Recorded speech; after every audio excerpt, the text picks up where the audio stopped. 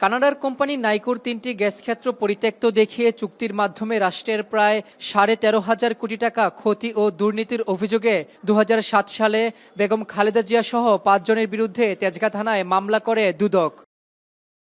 পরে ১১ জনকে অভিযুক্ত করে অভিযোগপত্র জমা দিলে ৮ জনের বিরুদ্ধে চার্জ গঠন করেন আদালত।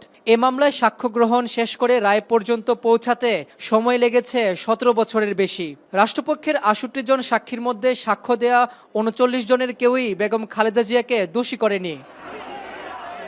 অভিযোগ প্রমাণিত না হওয়ায় ১৭ বছর পর বেগম খালেদা জিয়া সহ ৮ আসামিকে মামলা থেকে খালাস দিয়েছেন আদালত। রায় ঘোষণা করেন ঢাকার বিশেষ জজ আদালতের বিচারক মোহাম্মদ রবিউল আলম।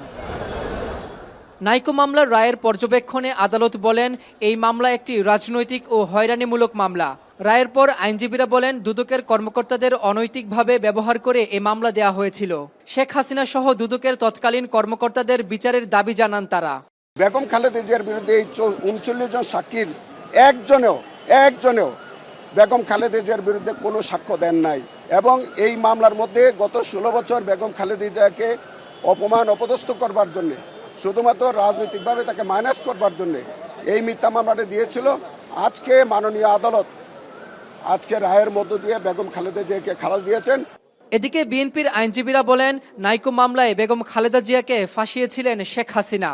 দেশনেত্রী বেগম খালেদা জিয়ার বিরুদ্ধে কোনো ধরনের কোনো যৌক্তিক বা আইনগত অভিযোগ না থাকা সত্ত্বেও সেই মামলা দিয়ে দেশনেত্রী বেগম খালেদা জিয়াকে অনেকভাবে নাজেহাল করা হয়েছিল। এদিকে এই মামলায় খালাস পাওয়া ৮ জনের মধ্যে ৩ জনই মারা গেছেন। রাব্বি হোসেন, এখন, ঢাকা।